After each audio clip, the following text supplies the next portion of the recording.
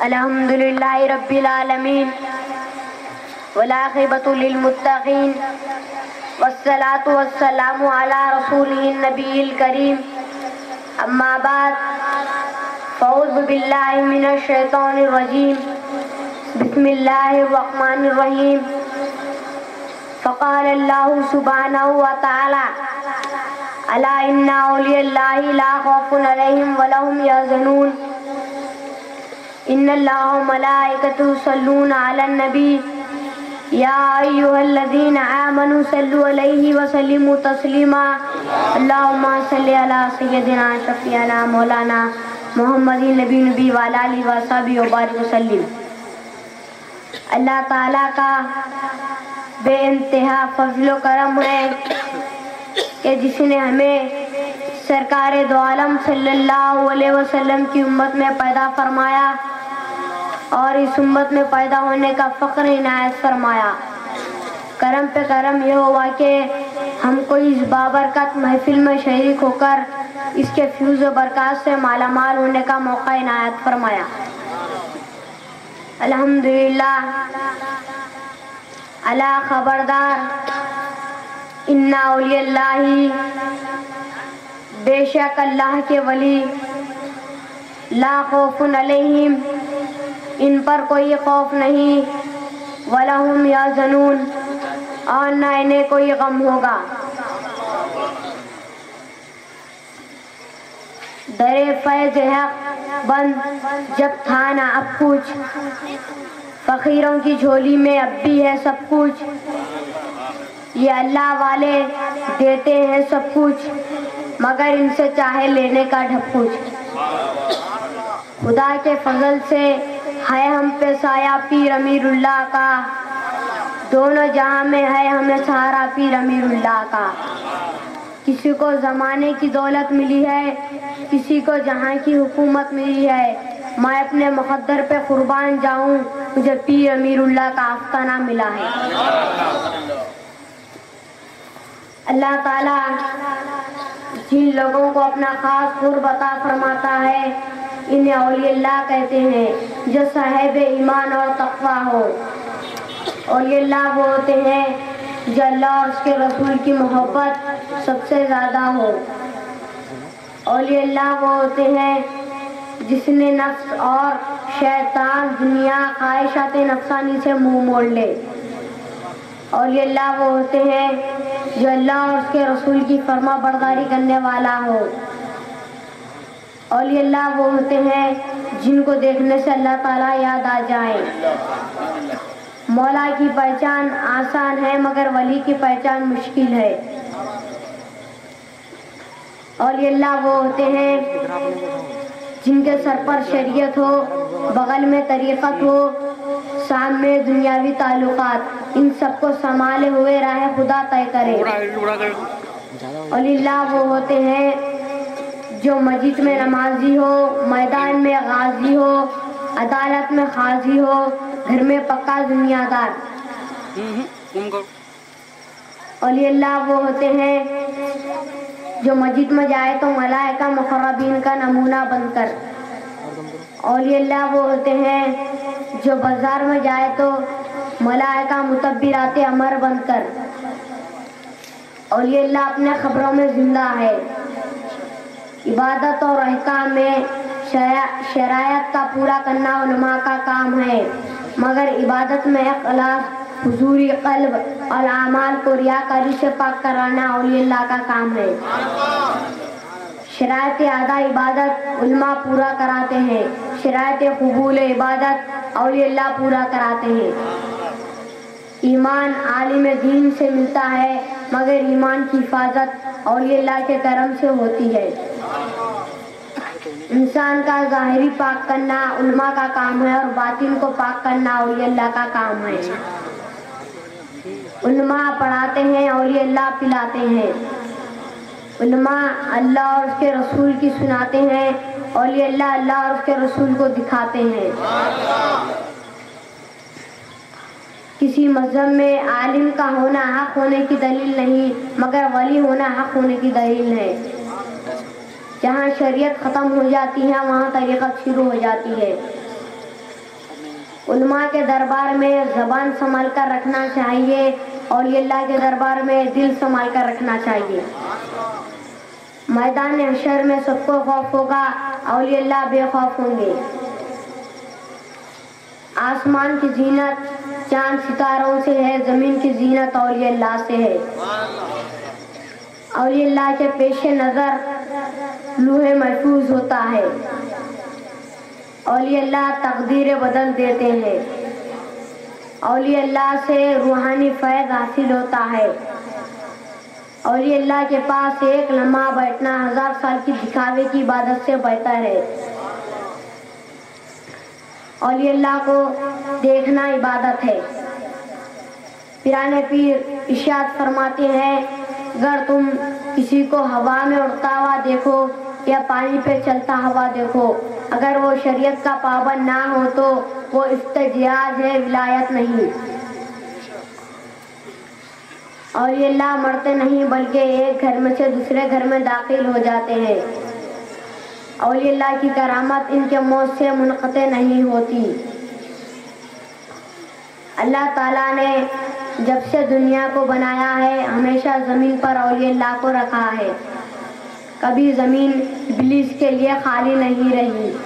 جب تک اولیاء اللہ دنیا میں رہیں گے قیامت نہیں آئیں گی۔ اللہ تعالیٰ نے اولیاء اللہ کو اپنے بندوں کی ہدایت و رہنمائی کے لیے بھیجا گیا۔ اللہ تعالیٰ نے اولیاء اللہ کو وارثین انبیاء بنا کر ہماری ہدایت و رہنمائی کے لیے روانہ کیا گیا۔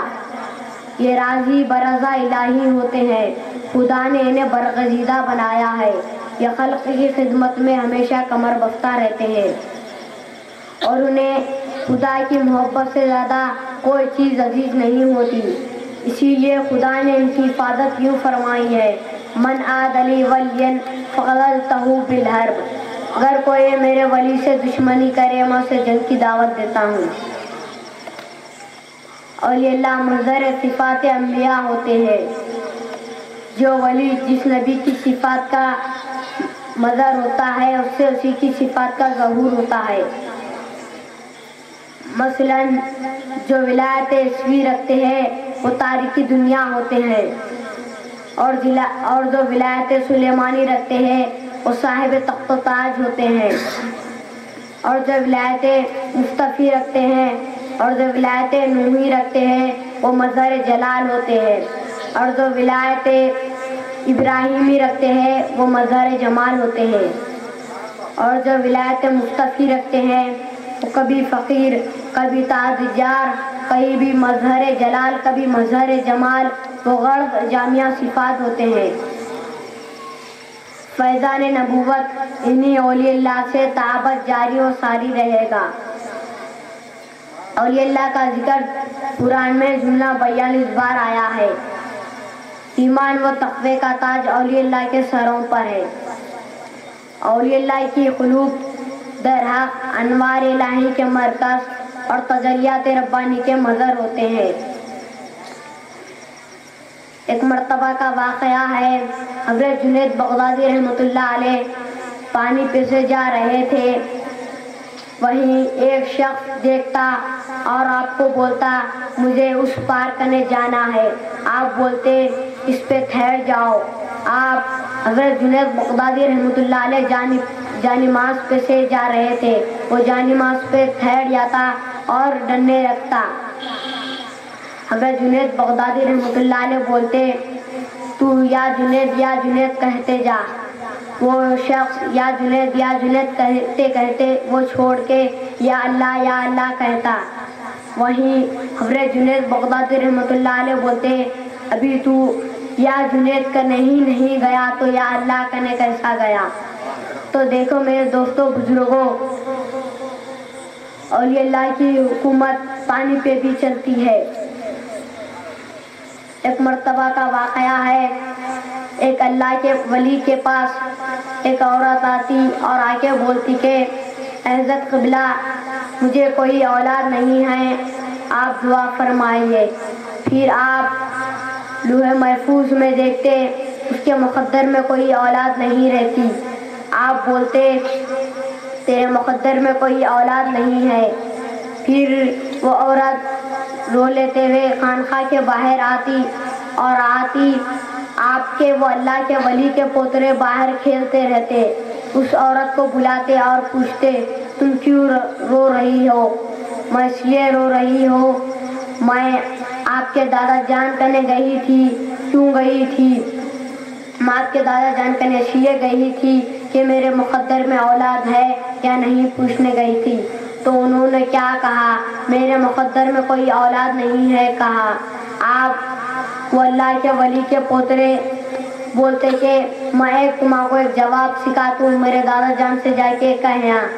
آپ بولتے اگر میرے مقدر میں اولاد ہوتی تو میں آپ کے پاس کیوں آتی؟ میرے آنے کی وجہ کیا ہے یہ کہہ دو میرے دادا جان سے۔ وہ عورت جاتی، پھر خانقاہ میں جاتی، آپ بولتے پھر کیوں آئی ہو؟ اگر میرے مقدر میں اولاد ہوتی تو میں آپ کے پاس کیوں آتی؟ میری آنے کی وجہ کیا ہے؟ وہ اللہ کے ولی بولتے کہ اتنا چھوٹا ہے لیکن باتیں بڑی بڑی کرتا۔ آپ بولتے کہ دیکھ تیرے مقدر میں اللہ تعالیٰ ایک بیٹے نہیں، دو بیٹے نہیں، تین بیٹے نہیں، چار بیٹے نہیں، پانچ بیٹے نہیں، چھ بیٹے نہیں، 7 بیٹے تیرے مقدر میں لکھ دیے۔ اب اس عورت کو ہر سال ایک ایک بیٹا ہوتے رہتا۔ تو دیکھو میرے بزرگوں دوستوں، جیسا وہ بیٹے گنتے گئے اللہ تعالیٰ ان کی دعا کو قبول کر لیا اور وہ اندر بیٹھ کے اپنے پوترے کی بات سن لیے۔ اور ایک مرتبہ کا واقعہ ہے، حضرت جنید بغدادی رحمۃ اللہ علیہ پیر لمبا کر کے بیٹھتے، آپ کے پاس ایک شخص بھی بیٹھتا، وہ بھی پیر لمبا کرتا، پھر آپ وہ شخص کو گھور کے دیکھتے، اس کے بعد آپ پیر اپنا ہٹا لیتے، حضرت جنید بغدادی رحمۃ اللہ علیہ اپنا پیر ہٹا لیتے، وہ شخص بھی اپنا پیر ہٹانے کی کوشش کرتا لیکن اس کا پیر نہیں ہٹتا، وہ مرتے دم تک اس کا پیر اکڑ کے رہ گیا۔ تو دیکھو میرے دوستوں بزرگوں، وہ اولیاء اللہ کی بے ادبی کرا، اللہ تعالیٰ مرتے دم تک اس کا پیر ویسے ہی رکھ دیا۔ ایک مرتبہ ٹیپو سلطان کے پیر و مرشد کا نام حضرت شاہ میر اولیاء تھا۔ حضرت شاہ میر اولیاء کے پاس وہ ٹیپو سلطان اپنے نوکر سے ایک خط لکھ کے بھیجتا، یہ شاہ میر اولیاء کو دے دو۔ وہ نوکر لکھ جا کے شاہ میر اولیاء کو دیتا، اس میں کیا لکھے ہوا رہتا کہ آپ میرے محل کو آ کے مرید بنائیں گے۔ آپ بولتے کہ شاہ میر اولیاء ان سے جا کے کہہ دو شمع پہ پروانہ جل کے راکھ ہو گیا۔ وہ شخص جاتا اور آپ کے راجا کو بولتا کہ وہ راجا پوچھتے کہ ٹیپو سلطان کیا کہا انہیں؟ شمع پہ پروانہ جل کے راکھ ہو گیا۔ پھر شاہ میر اولیاء اس لے کو جلا دیتے، آپ کے مریدین سامنے بیٹھے ہی رہتے، پوچھتے کہ حضرت قبلہ آپ اس خط کو کیوں جلائے؟ اگر آپ اس کے محل کو جا کے اس کو بیعت کر ڈالتے تو وہ آپ کی غمت سوئے بناتا تھا، فلاں فلاں کہتے۔ آپ بولتے کہ پھٹک سلامت تو 1000 پنچھی۔ پھر وہ بادشاہ سوچتا ٹیپو سلطان میں شمع وہ پروانہ، پھر نہیں وہ شمع میں پروانہ، پیر مرید کنے نہیں آتا، مرید پیر کنے آنا۔ اگر ہمیں پیاس لگی تو ہم گھڑے کنے جاتے، گھڑا ہمارے پاس نہیں آتا۔ تو دیکھو میرے بزرگوں دوستوں، اولیاء اللہ کی کیسی فضیلت ہے۔ اور ایک مرتبہ کا واقعہ ہے، حضرت خواجہ غریب نواز کی بارگاہ میں حضرت بابا فرید جند شکر رحمۃ اللہ علیہ آ کے سورہ کہف پڑھ رہے تھے۔ سورہ کہف میں سے ایک لفظ چھوٹ جاتا، حضرت خواجہ معین الدین چشتی اپنے بارگاہ میں سے سن لیتے اور بولتے، بارگاہ میں سے آواز آتی، اے بابا فرید تم سورہ کہف میں سے ایک لفظ چھوڑ دیے، اسے پھر دیکھیے پڑھا کرو۔ پھر دیکھو میرے دوستوں بزرگوں، اولیاء اللہ مرتے نہیں بلکہ اپنے قبروں میں بھی زندہ رہتے۔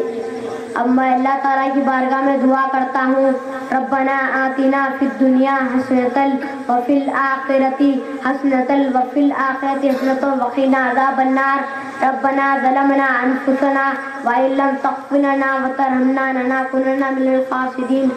اے اللہ ہمارے ابا جان کو صحت اور تندرستی عطا فرما، اے اللہ ہمارے سلسلے کو ترقی عطا فرما، اے اللہ ہمارے مدرسے کو ترقی عطا فرما، اے اللہ ہمارے اس محفل کو قبول عطا فرما۔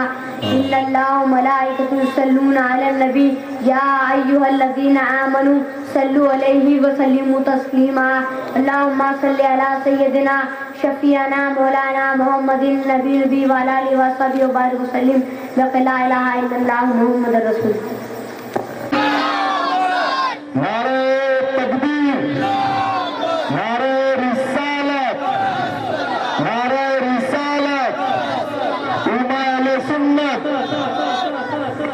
آئیے اب اس کے بعد خطاب کے لیے میں عورت مختصر کو دعوت دے رہا ہوں حضرت مولانا محمد رؤوف احمد نظامی صاحب، کامل الحدیث جامع نظامیہ، امام و خطیب مسجد اقصی نٹراج نگر ضلع۔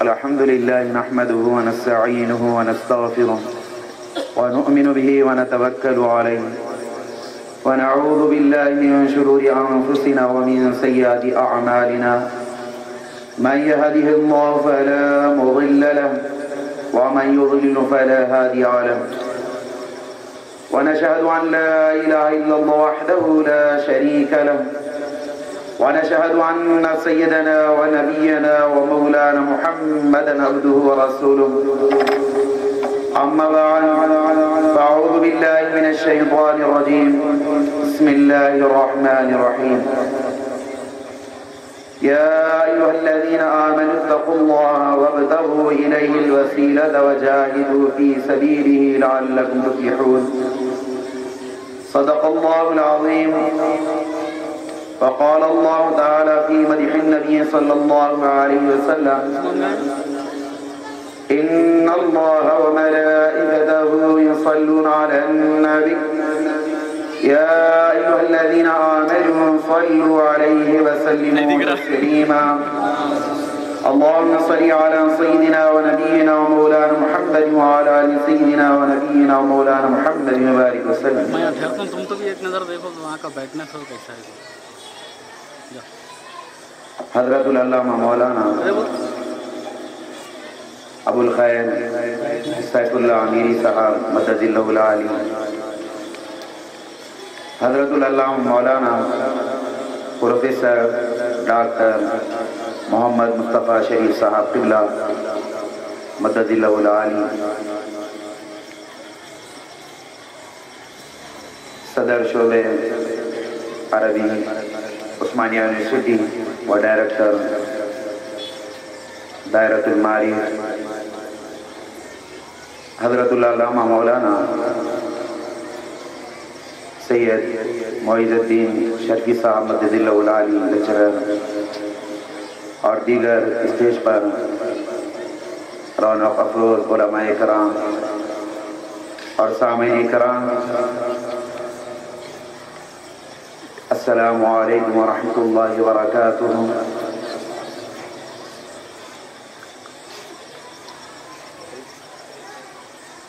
تمام تعریفیں اللہ تعالیٰ کے لیے سزاوار ہیں، جو تمام عالمین کا پروردگار ہیں، میں اس بات کی گواہی دیتا ہوں کہ اللہ کے سوا کوئی لائق عبادت نہیں، وہ ہمیشہ سے ہے اور ہمیشہ رہے گا۔ اور اس بات کی گواہی دیتا ہوں کہ حضرت محمد مصطفیٰ صلی اللہ علیہ وسلم اس کے برگزیدہ بندے رسول ہیں۔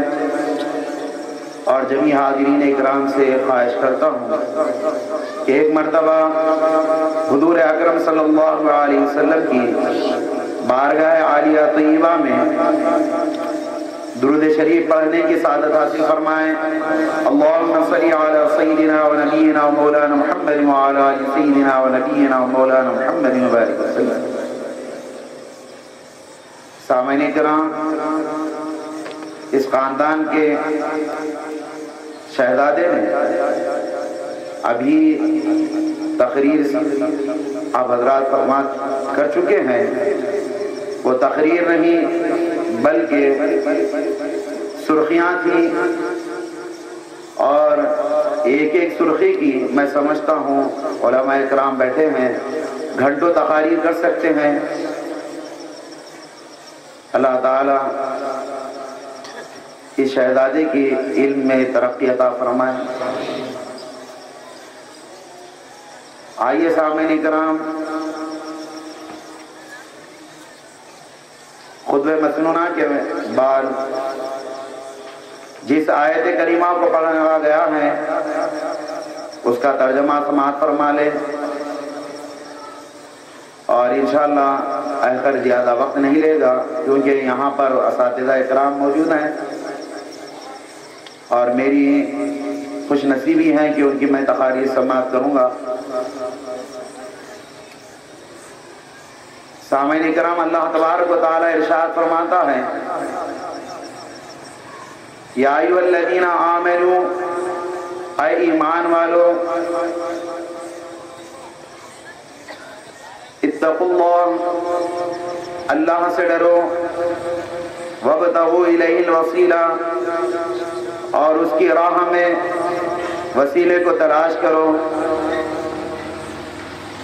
وجاہدوا فی سبیلہ، اور اس کے راستے میں جہاد کرو، لعلکم تفلحون، تاکہ تم کامیاب ہو جاؤ۔ اللہ تبارک و تعالیٰ کا اتنا لاکھ لاکھ شکر احسان ہے، دوسرے مذاہب کی طرح وہاں پر بے راہ روی اور کوئی راستہ نہیں، منزل تلاش کرنے کے لیے کئی ایسے حضرات ہیں جو اللہ کو طلب کرنا چاہتے ہیں، اللہ کے پانا چاہتے ہیں، اللہ کا قرب چاہتے ہیں، کامیابی چاہتے ہیں، لیکن ان کے پاس کامیابی کا راستہ نہیں۔ کئی ایسے مذاہب کے لوگ ہیں وہ اللہ کا قرب چاہتے ہیں لیکن صحیح طور پر ان کے پاس کامیابی کا راستہ نہیں، اس کی وجہ سے وہ کامیاب نہیں ہوتے۔ لیکن اللہ تبارک و تعالیٰ کا لاکھ لاکھ شکر احسان ہے کہ حضور اکرم صلی اللہ علیہ وسلم کے ذریعے سے، اس قرآن مجید کے ذریعے سے اللہ تبارک و تعالیٰ نے ہدایت کے راستے ہم کو بتائے ہیں۔ اگر ہم ان راستوں پر چلو گے، یہ جو بتایا ہوا راستہ ہے، اگر اس راستے پر چلو گے تو کامیابی اور کامرانی تمہاری قدم چومے گی۔ تو کامیاب ہر کوئی شخص یہی چاہتا ہے کہ میں کامیاب ہو جاؤں، میں دنیا میری اچھی ہو جائے، آخرت میری اچھی ہو جائے۔ اللہ تبارک و تعالیٰ یہ چار کلمات کے ذریعے سے، یہ چار جملوں کے ذریعے سے کامیابی کا اعلان فرماتا ہے۔ اگر تم یہ چار چیزیں کر لو گے تو تم کامیاب ہو جاؤ گے۔ سامعین کرام، پہلی چیز کیا ہے اس آیت کریمہ کے اندر؟ اللہ تبارک و تعالیٰ فرماتا ہے ایمان۔ اللہ کا لاکھ لاکھ شکر احسان ہے کہ ہم ایمان والے ہیں، لیکن سامعین اکرام کہاں وہ اللہ تبارک و تعالیٰ کی ذات و برکت اور کہاں ہم انسان اللہ کے سامنے ہماری کیا حیثیت، وہ اس کی کبریائی بڑی، اس کی شان بڑی، ہر اعتبار سے اللہ تبارک و تعالی بڑا۔ سامعین کرام، انسان کی کوئی حیثیت نہیں، لیکن کتنے پیار و محبت سے اللہ تعالی ہمیں خطاب فرما رہا ہے۔ اب اس پیار بھرے خطاب کے بعد ہم ایمان والوں کو چاہیے کہ بے چو چرا اللہ تبارک و تعالی ہمیں یاد فرمایا ہے، اب ہمیں یاد کر رہا ہے، تو ہم اب جو حکم دے گا اللہ تبارک و تعالی اس حکم پر ہم عمل کرنا چاہیے۔ اللہ تبارک و تعالی ارشاد فرماتا ہے، اے ایمان والوں سے مخاطب ہو کر اتقوا اللہ، اللہ سے ڈرو۔ یہ ایک ایسی چیز ہے سامعین کرام، اتقوا اللہ، اللہ سے ڈرنا۔ اگر انسان یہ ایک چیز کو اپنا لیتا ہے تو وہ شریعت کا پیکر بن جاتا ہے۔ کوئی بھی انسان جب کام کرنے کے لیے اٹھتا ہے تو جب اگر اس کے دل میں اتقوا اللہ ہوگا، اللہ کا خوف ہوگا، تو اب یہ دیکھے گا یہ شریعت میں یہ کام جائز ہے یا ناجائز ہے، یہ کام کرنے کے قابل ہے یا نہیں کرنے کے قابل ہے، شریعت اس کی اجازت دیتی ہے یا نہیں دیتی ہے، وہ ہر پہلو کو دیکھے گا۔ جب بھی وہ کوئی کام کرے گا تو یہی دیکھے گا یہ کام میرے لیے شریعت میں کیا حکم ہے اس کا۔ اگر شریعت کہتی ہے کر سکتے ہیں تو آدمی وہ اس کام کو عمل کرے گا، اور اگر شریعت کہتی ہے کہ یہ کام جائز نہیں ہے، اس کام سے روکا گیا ہے، تو آدمی اللہ کے خوف کی وجہ سے رک جائے گا۔ سامعین کرام، اللہ تبارک و تعالیٰ کا خوف اگر دل میں ہوگا تو یہ ہر جگہ، محفل میں، بند کمرے کے اندر، ہر مقام اللہ تعالیٰ سے ڈرتا رہے گا۔ اگر یہ اتقوا اللہ نہ ہوگا، اللہ کا خوف دل میں جاگودی نہ ہوگا، تو پھر یہ لوگوں کے دکھاوے کی خاطر تو ڈرے گا، لیکن بند کمرے میں کیا گناہ کر رہا ہے نہیں معلوم ہوگا۔ اگر کسی کے دل میں اللہ کا خوف ہوگا تو اللہ کے خوف کی وجہ سے وہ بند کمرے کے اندر بھی اور ہر جگہ یہی دیکھے گا کہ اللہ مجھے دیکھ رہا ہے اور یہ مجھے یہ کام کرنا چاہیے، کام نہیں کرنا چاہیے۔ تو سامنے کرام، اللہ کا خوف پیدا کرنا چاہیے۔ محدث دکن علیہ رحمہ فضائل رمضان کے اندر ہارون رشید کے بیوی کا ایک واقعہ بیان کرتے ہیں کہ زبیدہ، اس کا ہارون رشید کی بیوی کا نام زبیدہ ہے، زبیدہ کا انتقال ہوتا ہے، ہارون رشید کی بیوی کا انتقال ہوتا ہے، تو یہ اللہ والے خواب میں دیکھتے ہیں اور وہ زبیدہ سے کہتے ہیں، اے زبیدہ بتاؤ کیا حال ہوا ہے تمہارا، مرنے کے بعد کیا ہوا ہے، کیا تمہیں نجات ملی ہے یا نہیں ہے، کیا تم اس مرحلے سے کامیاب ہوئے یا نہیں؟ تو اس وقت زبیدہ کہتی ہیں کہ بڑی مشکل کے بعد میں کامیاب ہوئی ہوں۔ تو وہ بزرگ کہتے ہیں شاید جو تم مکے کے اندر اور نہر جو کھدوائے تھے، وہ نہر کھدوانے کی وجہ سے شاید اللہ تبارک و تعالی تمہیں بخش دیا، نجات دیا ہے۔ تو کہتی ہے نہیں وہ بات نہیں ہے۔ تو پھر کہتے ہیں پھر بات کیا ہے؟ تو کہتے ہیں، وہ زبیدہ کہتی ہے کہ بات دراصل یہ ہے کہ جو نہر کھودی گئی تھی تو اس کا ثواب بیت المال میں جو مال ہوتا ہے وہ بیت المال کے ذریعے سے وہ نہر کھدوائی گئی تھی، اور جن کا وہ مال تھا ان کے اندر اس کا ثواب تقسیم کر دیا گیا ہے۔ لیکن میری نجات کا سبب یہ بنا ہے کہ میں اپنے سہیلیوں کے ساتھ ایک مرتبہ بیٹھی ہوئی تھی اور اپنی سہیلیوں کے ساتھ جام نوش پی رہی تھی، اور عین وقت جب پیالہ میرے ہاتھ میں تھا اور میرے لبوں کے قریب میں پیالہ تھا اور میں یہ جب پینا چاہتی تھی، ایسے ایسے وقت میں مؤذن کی اذان آتی ہے، مؤذن کی صدا آتی ہے، اللہ اکبر کی جو ہی صدا آتی ہے، اللہ کا یہ جلالی نام سنتے ہیں اور جو ہی میرے کانوں میں پڑتا ہے تو میرے ہاتھ سے اللہ کے جلالی نام کی وجہ سے وہ پیالہ چھوٹ جاتا ہے اور میں پیالے کو چھوڑ دیتی ہوں اور اللہ کے خوف سے میں شراب کو ہاتھ نہیں لگاتی ہوں اور وہ شراب نہیں پیتی ہوں۔ تو یہی خوف کی وجہ سے اللہ تبارک و تعالیٰ نے میری نجات عطا فرمائی ہے۔ تو سامعین کرام، اللہ کا خوف اگر دل میں ہوگا، احادیث میں خوف کے بارے میں بہت سارے احادیث ہیں، جب آدمی اللہ کے خوف سے روتا ہے، رونا تو درکنار، اگر آدمی کے جسم پر رونگٹے کھڑے ہوتے ہیں تو جیسا ہی اس کے آدمی کے اوپر اللہ کے خوف سے رونگٹے کھڑے ہوتے ہیں، ایسا اس کے گناہ جھڑ جاتے ہیں جیسے ایک سوکھے درخت سے پتے جھڑتے ہیں۔ سامعین کرام، اللہ کا خوف پیدا کرنا چاہیے، دلوں میں اللہ کا خوف پیدا ہوگا تو اوامر پر عمل ہوگا، نواہی سے اجتناب ہوگا۔ سامعین کرام، ایک دوسری چیز کہ اللہ کا خوف پیدا ہوگا، ساتھ ہی ساتھ آج کی جو بے راہ رہی ہے، انسان نیک اعمال سے دور ہیں، اس کی وجہ کیا ہے؟ آدمی کے دلوں کے اندر خوف خدا نہیں، خشیت الہی نہیں، اس کی وجہ کیا ہے؟ اس کی وجہ یہی ہے سامعین کرام، حقیقت کی نظر میں سمجھتا ہوں کہ ہم اکل حلال نہیں کھاتے ہیں، جو میسر ہوتا ہے وہ کھا لیتے ہیں، یہ نہیں دیکھتے ہیں کہ حلال ہے یا حرام ہے، اس کی وجہ سے یہ وبال آ رہے ہیں۔ نیک اعمال سے ہم دور ہیں، برائی میں آج مبتلا ہیں۔ اگر نیک حلال روزی کما کر حلال روزی کھاؤ گے تو اس کا بڑا اجر و ثواب بھی ملے گا اور ساتھ ہی ساتھ نیک اعمال کی طرف رغبت بھی ملے گی، نیک کاموں کی طرف انسان خود بخود بڑھے گا۔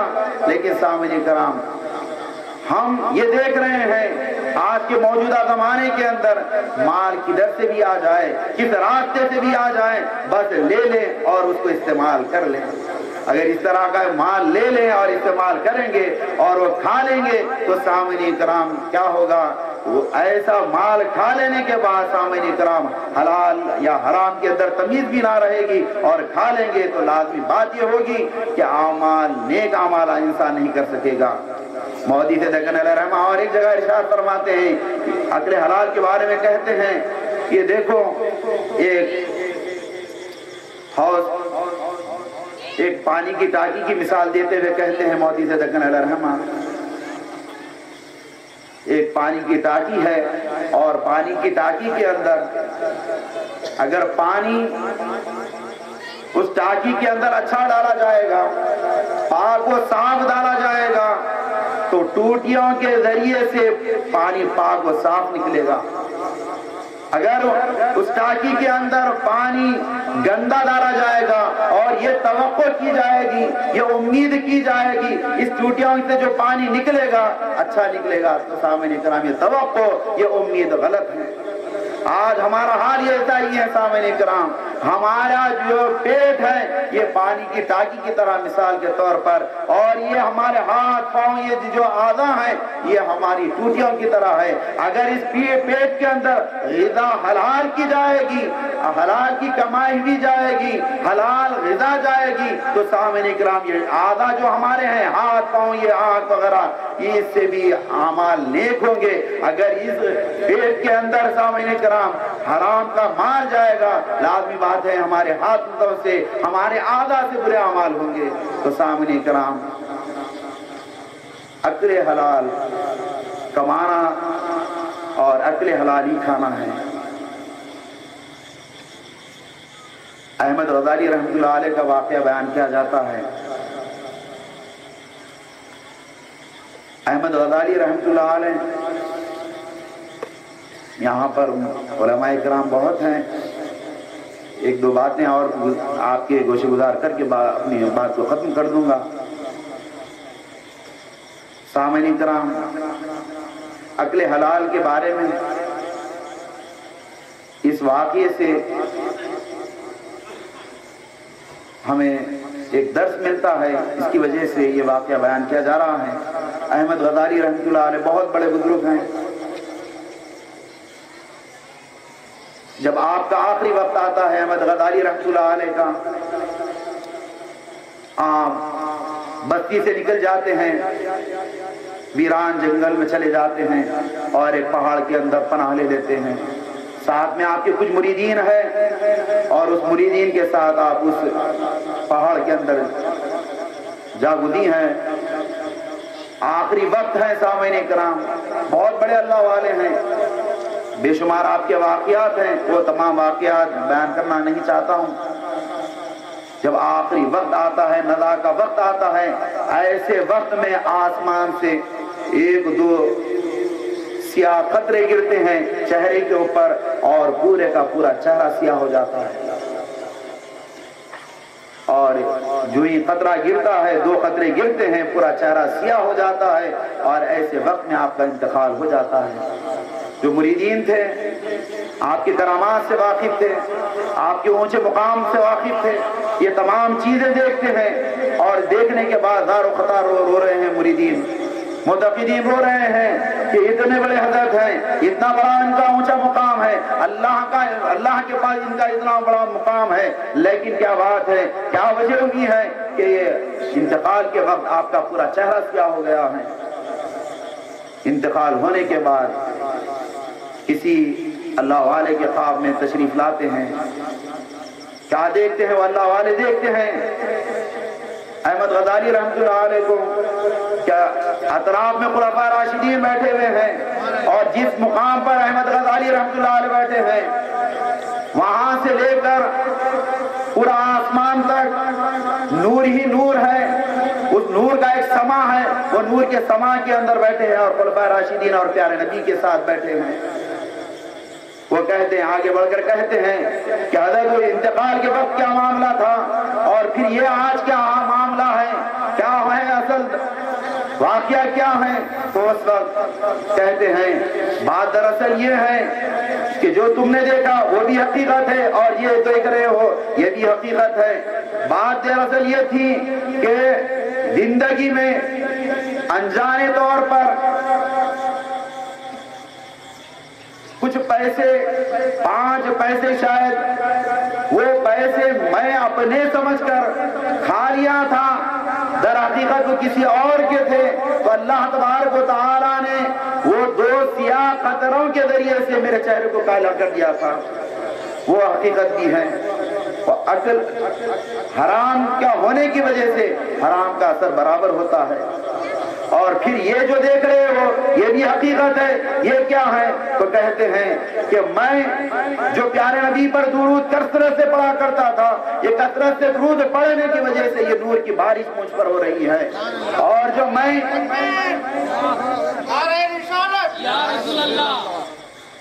یہ حضور اکرم صلی اللہ علیہ وسلم پر کثرت سے درود پڑھا کرتا تھا، یہ درود پڑھنے کی برکت یہ ہے کہ مجھ پر اللہ تبارک و تعالیٰ نے نور کی برسات کر رہا ہے، اور یہ خلفاء راشدین اور جو پیارے نبی میرے ساتھ دیکھ رہے ہو، یہ میں عوامر سے کا حکم دیتا اور نواہی سے اجتناب کا حکم دیتا، اس کی وجہ سے تبلیغ دین کے خاطر جو اعلان کرتا، جو تبلیغ دین پہنچاتا، اس کے خاطر یہ لوگ میرے ساتھ نظر آ رہے ہیں۔ تو سامعین کرام، واقعہ بتانا مقصد یہ ہے کہ اتنے بڑے بزرگ وہ بھی غلط فہمی کے ساتھ اگر کچھ پیسے دوسروں کے کھا لیتے ہیں تو ان کا ایسا حشر ہوا ہے۔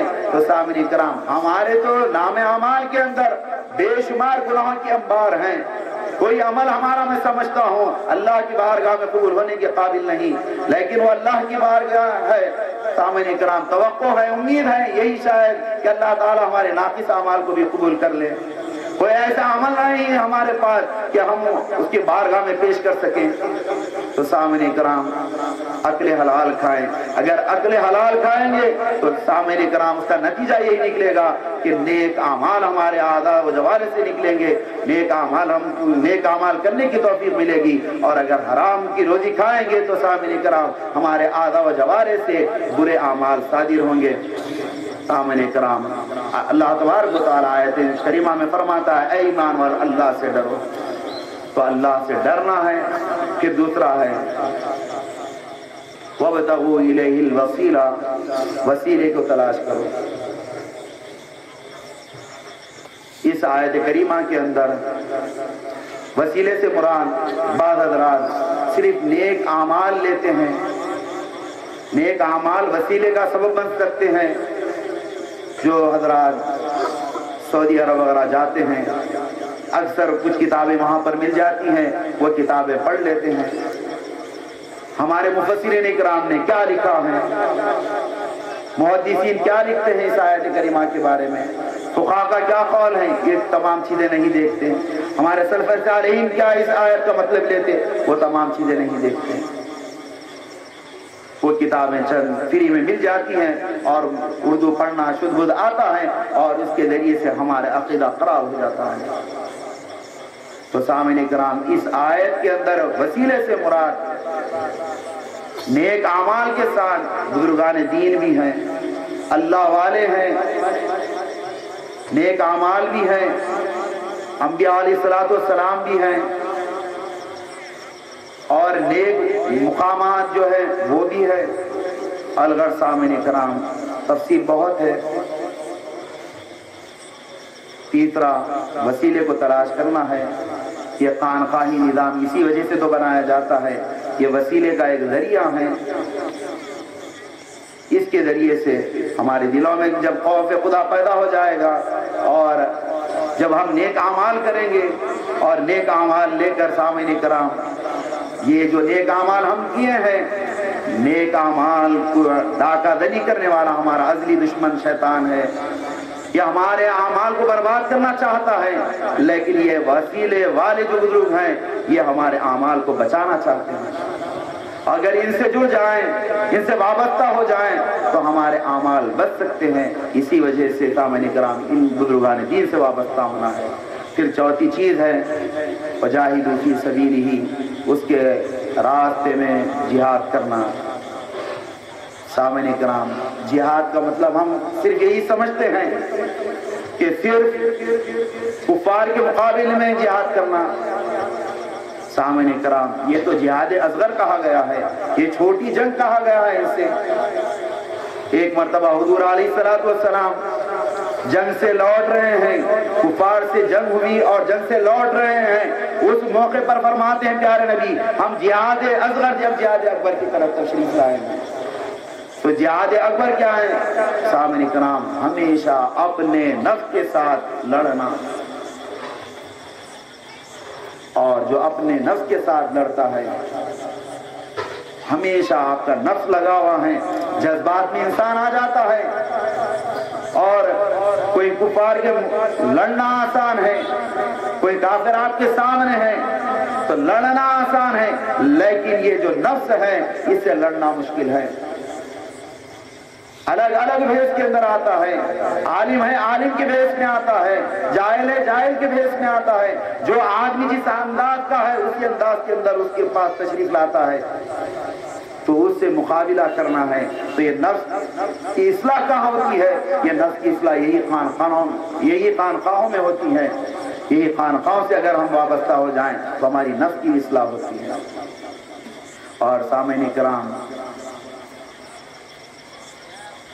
اس کے بعد اللہ تعالیٰ فرماتا ہے لعلکم تفلحون, تاکہ تم کامیاب ہو جاؤ.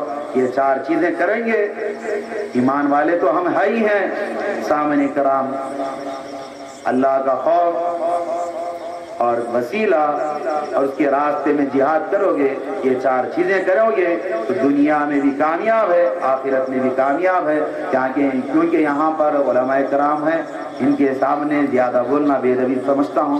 اللہ تعالیٰ سے دعا ہے اے باری الہ ہم گناہ گار سیاکار ہے بدکار ہے، مولا ہمارے گناہ کو معاف فرما، اے باری الہ ہمارے صغیرہ کبیرہ گناہوں کو معاف فرما، اے باری الہ دانستہ غیر دانستہ گناہوں کو معاف فرما، اے باری الہ ہمیں نیک اعمال کرنے کی توفیق عطا فرما، اے باری الہ برائی سے اجتناب فرما، اے باری الہ یہاں پر جو خانقاہ میں لوگ ہیں مولا ان کی نفس کی اصلاح فرما، اے باری الہ ان کی نفس کی اصلاح فرما، اے باری الہ ان کے درجات میں اضافہ فرما، اے باری الہ یہاں پر جو طلباء پڑھ رہے ہیں مولا ان کے علم میں عمل میں تقوی میں اضافہ فرما۔ وصلی اللہ تعالی علی خیر خلق محمد وعلی آلہ وصحبہ اجمعین برحمتک یا ارحم الراحمین والحمد للہ رب العالمین۔ میں تقریر کے لیے دعوت دینے سے پہلے دادا پیر کی شان میں ایک شعر سنانا چاہوں گا، اس سے پہلے اس کا تبصرہ کرتا چلوں۔ جب کسی شخص کی موت واقع ہو جائے تو اس کو کیا دیکھ کر مردہ قرار دیا جاتا ہے؟ صرف سانس چلنے یا نہ چلنے سے کسی کو مردہ قرار نہیں دے سکتے، مگر انسان کی ناڑی اور دل کی دھڑکن دیکھ کر اس کو زندہ یا مردہ قرار دیا جاتا ہے۔ کچھ اسی طرح اللہ والوں کا معاملہ ہوتا ہے، ان کی روح پرواز ہو جاتی ہے پر دل کی دھڑکنیں نہیں رکتی، وہ زندگی میں جو ذکر الہی میں مشغول رہتے ہیں اس کا اثر دیکھیے۔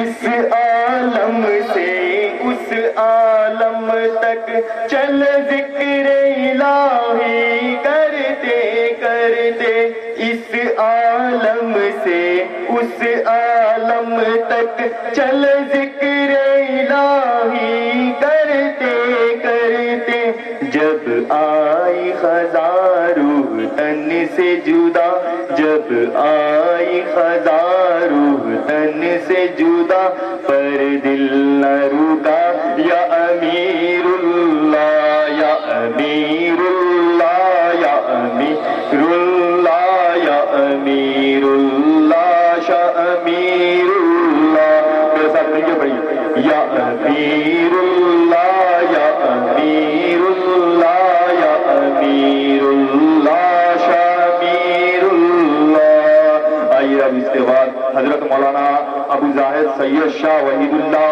حسین القادری الملتانی المعروف اعظم پاشا صاحب کامل الحدیث جامعہ نظامیہ امکام عثمانیہ خطاب فرمائیں۔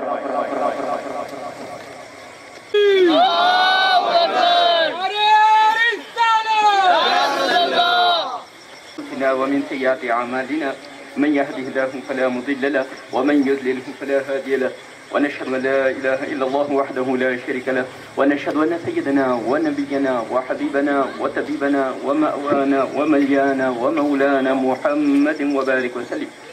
أما بعد، فقال الله رب تبارك وتعالى في القرآن المجيد والفرقان الحميد: فأعوذ بالله من الشيطان الرجيم، بسم الله الرحمن الرحيم.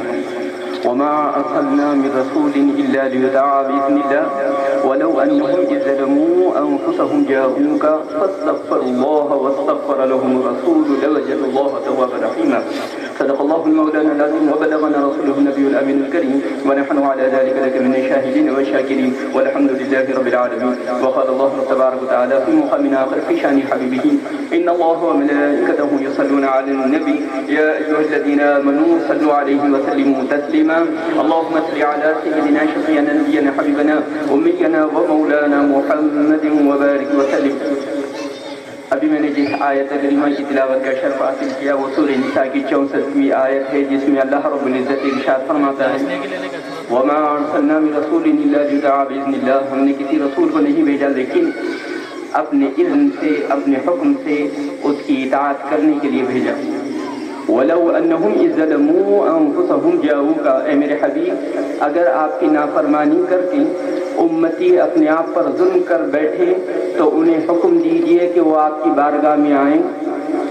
آپ کی بارگاہ میں آنے کے بعد اللہ تبارک و تعالیٰ سے مغفرت طلب کریں اور اے میرے حبیب آپ بھی ان کے لیے سفارش کر دیں تو اللہ رب تبارک و تعالیٰ ان کی توبہ کو قبول فرمائے گا اور اپنے رحم و کرم سے ان کے گناہوں کو معاف فرما دے گا۔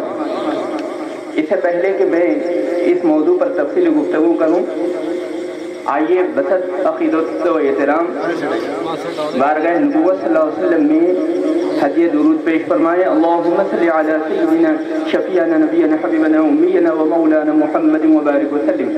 ایک مرتبہ پھر بآواز بلند عاشقوں کی طرح پڑھیے، اللہم صلی علی سیدنا شفیعنا نبینا حبیبنا امینا و مولانا محمد مبارک وسلم۔ ایک مرتبہ حضرت سیدنا کعب رضی اللہ تعالی عنہ اپنے معمولات کا ذکر فرما رہے ہیں حضور اکرم صلی اللہ علیہ وسلم سے۔ ارشاد فرماتے ہیں حضور کہ جب میں دنیاوی معاملات سے اور دینی مشغولیات سے فارغ ہوتا ہوں تو مجھے کچھ وقت جب مل جاتا ہے تو میں اس وقت کے 4 حصے بناتا ہوں۔ مثلا اگر 1 گھنٹہ مل جائے تو اس کے 15 منٹ کے اعتبار سے 4 حصے بناتا ہوں۔ پہلے 15 منٹ پر میں آپ کی ذات اطہر پر درود شریف بھیجتا ہوں اور بقیہ 45 منٹ پھر اپنی کوئی دوسرے گھر کے کام کر لیتا ہوں جو نہیں کیا تھا۔ تو نبی کریم صلی اللہ علیہ وسلم نے ارشاد فرمایا، اے کعب کیا ہی بہتر ہوتا کہ درود شریف کے لیے تم کچھ وقت اور بڑھا دیتے۔ کعب رضی اللہ تعالیٰ عنہ نے جواب میں کہا، یا رسول اللہ آئندہ سے میں آدھے حصے میں تقسیم کر دوں گا وقت کو، آدھا گھنٹہ آپ کے اوپر درود بھیجنے کے لیے مختص کروں گا اور آدھا گھنٹہ اپنی ضروریات کی تکمیل کے لیے رکھوں گا۔ حضور نے ارشاد فرمایا، اے کعب کیا ہی بہتر ہوتا کہ تم اور وقت بڑھا دیتے۔ کعب رضی اللہ تعالیٰ عنہ نے ارشاد فرمایا، یا رسول اللہ 3/4 حصہ میں درود شریف کے لیے مختص کرتا ہوں اور 15 منٹ اپنے کام کے لیے رکھتا ہوں۔ پھر حضور نے ارشاد فرمایا، اے کعب کیا ہی بہتر ہوتا تم اور وقت بڑھا دیتے۔ کعب رضی اللہ تعالیٰ عنہ سمجھ گئے کہ اب تو بچا ہی کچھ نہیں ہے، کہنے لگے، یا رسول اللہ اب میں کوئی کام کروں گا ہی نہیں سوائے آپ پر درود بھیجنے کے۔ تو نبی کریم صلی اللہ علیہ وسلم نے نبی سنائے کہا، اے کعب تمہاری زندگی سنور گئی۔ جب غلام اپنی جتنی جستجو ہے، جتنی چاہت ہے، جتنا عشق ہے، جب اپنے محبوب پر لٹا دیا تو محبوب نے کہا، اے غلام تیری زندگی بھی سنور گئی۔ اور آپ یہ بات ذہن نشین رکھیے کہ جب انسان بات کرتا ہے تو اس کی حیثیت کا بھی اندازہ کرنا پڑتا ہے کہ انسان کس حیثیت سے بات کر رہا ہے۔ ہر انسان جب بات کرتا ہے تو اس کے معنی و مفہوم ایک نہیں ہوتے۔ میں آپ کو مثال دیتا ہوں کہ آپ کا بچہ گریجویٹ ہو گیا، LLB اس نے کر لیا، آپ ایک وکیل کے پاس پہنچے اور جا کر کہنے لگے کہ میرا لگتے جگر LLB پاس کر گیا، آپ اپنی صحبت میں رکھیے۔ اب وکیل کہنے لگے آپ میرے پاس چھوڑ دیجئے، انشاءاللہ میں اس کی زندگی بنا دوں گا۔ اس کا مطلب یہ نہیں ہے کہ زندگی کا ہر شعبہ سنوار دیں گے، صرف وکالت مقصود ہوتی ہے، یعنی آپ جو میرے پاس چھوڑ کر جا رہے ہیں میں اس کو انتہائی قابل ترین وکیل بناؤں گا۔ اسی طرح عالم دین کے پاس پہنچے تو عالم دین اگر کہتے ہیں کہ میں ان کی زندگی سنوار دوں گا تو اس کا مطلب یہ ہے کہ جن کو یسرن قرآن پڑھنے نہیں آ رہا تھا وہ تفسیر کرنے لگے گا، میں اس کی زندگی بدل دوں گا۔ تو ہر شعبے سے جو انسان تعلق رکھتا ہے وہ شعبے کے متعلق وہ کہتا ہے، اور انبیاء اکرام اس دنیا میں مبعوث ہوتے ہیں دنیا اور آخرت سنوارنے کے لیے، کیونکہ قرآن حکیم کہتا ہے ربنا آتنا فی الدنیا حسنۃ وفی الآخرۃ حسنہ۔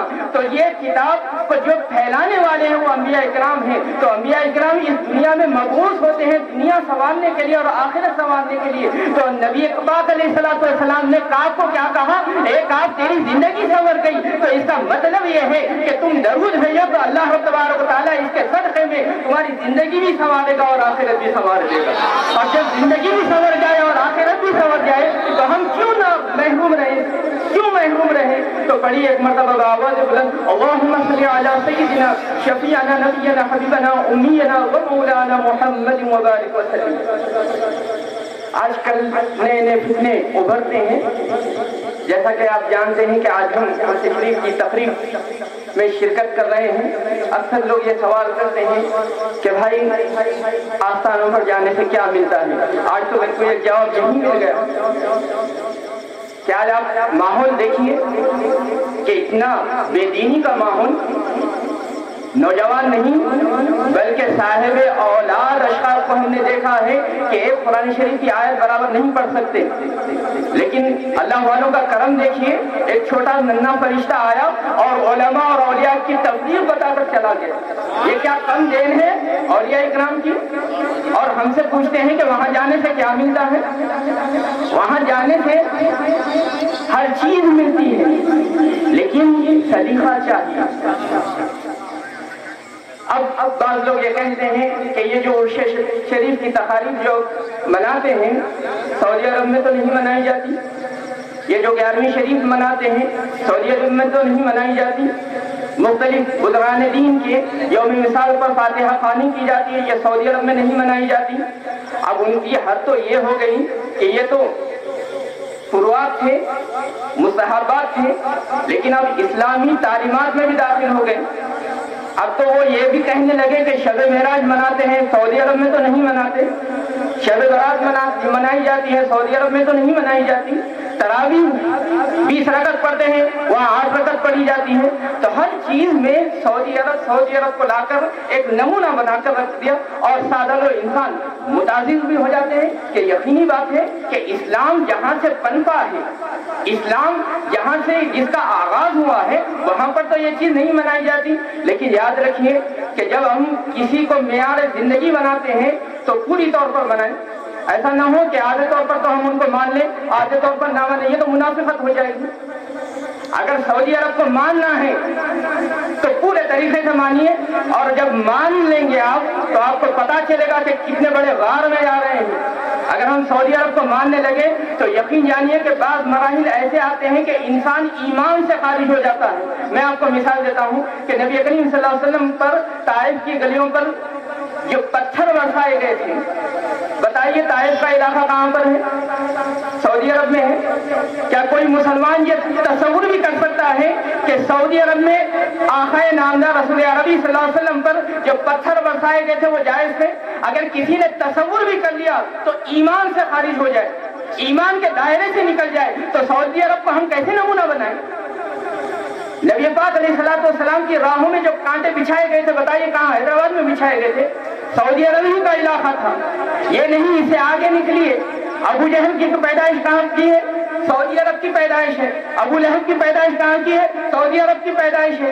تو سعودی عرب کی پیدائش ہونے کے باوجود خالق نے کہا یہ میرے نبی کا نافرمان ہے، یہ میرے نبی کا گستاخ ہے، تو خالق نے پوری صورت اتار دی اگرچہ کہ وہ سعودی عرب میں پیدا ہوگا۔ تو ہم سعودی عرب کو نہیں مانیں، ہمارا ایمان سعودی عرب پہ نہیں ہے۔ یقیناً حرم مکی کی وجہ سے، حرم مدنی کی وجہ سے وہ قابل احترام شہر ہے، یہ الگ بات ہے، لیکن ہمارا مرکز ایمان، منبع محبت، عشق اگر کوئی چیز ہے تو وہ ذات رسالت صلی اللہ علیہ وسلم کی۔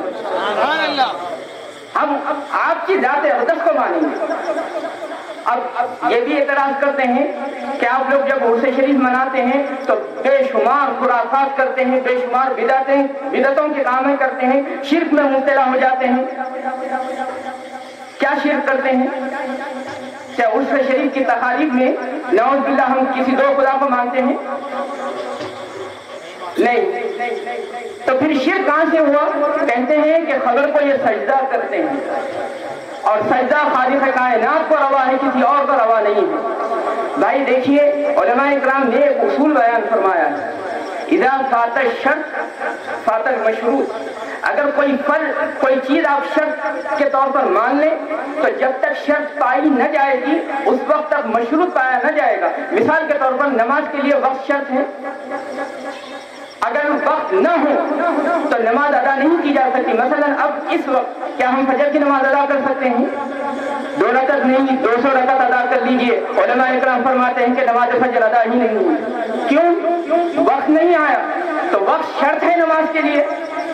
اسی طرح روزے، رمضان المبارک شرط ہے روزوں کے لیے۔ اگر ہم آج روزہ رکھ لیں کیا رمضان المبارک کا روزہ ہوگا؟ علماء کرام ارشاد فرماتے ہیں سال بھر روزہ رکھیں، رمضان کے ایک روزے کی برابری نہیں، کیونکہ رمضان المبارک کے لیے رمضان کا مہینہ شرط ہے، جب وہ شرط پائی نہ جائے گی تو رمضان المبارک کا روزہ نہیں رکھ سکتے۔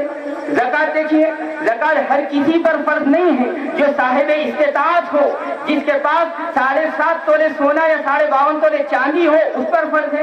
اگر یہ شرط نہ ہو، اگر کسی کے پاس 40 تولے چاندی ہو، علماء کرام ارشاد فرماتے ہیں اس پر فرض ہی نہیں، کیوں؟ شرط نہیں ہے، شرط جب پائی جائے گی تو اس وقت فرض آئے گا۔ اسی طرح حج، ہم اب ان دنوں میں حج ادا نہیں کر سکتے، حج کے لیے ایام حج مقرر ہے اور مکانات حج مقرر ہے۔ عرفات میں پہنچیں گے، وہاں پر ٹھہریں گے تو اس وقت حج ہوگا۔ اب یہاں پر میدان میں ٹھہر جائیں، کیا حج ہو جائے گا؟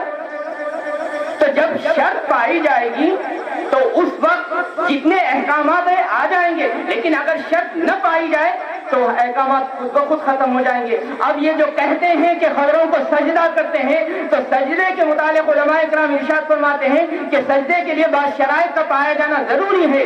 اگر وہ شرط پائی جائے تو سجدہ مکمل، اگر وہ شرط نہ پائی جائے تو سجدہ ہوتا ہی نہیں ہے۔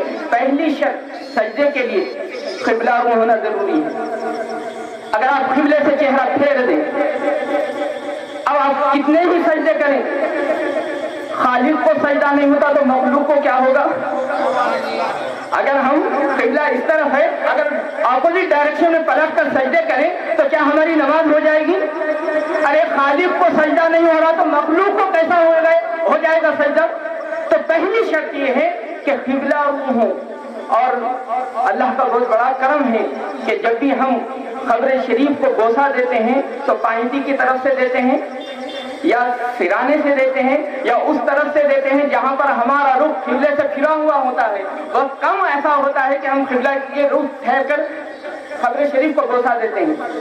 تو انہوں نے کہا چلو یا تو کم سے کم آپ نے مانا قبلہ کی طرف رخ ہو کر آپ بوسہ دے رہے ہیں، لیکن علماء کرام ارشاد فرماتے ہیں کہ سجدے کے لیے صرف ایک شرط نہیں ہے قبلہ رو ہونا، دوسری شرط یہ ہے کہ انسان کے جسم کے 7 اعضاء زمین پر ٹکے ہوئے ہوں، اسی وقت سجدہ ہوگا۔ مثلا قبلہ رو ہے، ہم سجدہ کر رہے ہیں خالق کائنات کو، اور وہ 7 اعضاء کیا ہے؟ جسمانی، انسان کے جو جھکنا ضروری ہے سجدے میں، انسان کے دونوں پیر زمین سے لگے ہوئے ہونا ضروری ہے، دونوں گھٹنے لگے ہوئے ہونا ضروری ہے، دونوں ہاتھ لگے ہوئے ہونا ضروری ہے، اور 7ویں چیز انسان کا چہرہ، پیشانی کہیے یا نہ کہیے، کہ پیشانی کا ٹکا ہوا ہونا ضروری ہے۔ اب کوئی انسان قبلہ رو ہو کر سجدہ کر رہا ہے خالق کائنات کو، ہاتھ ٹیک دیا، گھٹنے دونوں ٹکے ہوئے ہیں، پیر بھی ٹکے ہوئے، لیکن سر اپنا اٹھایا ہوا ہے، بتائیے کہ سجدہ ہو گیا؟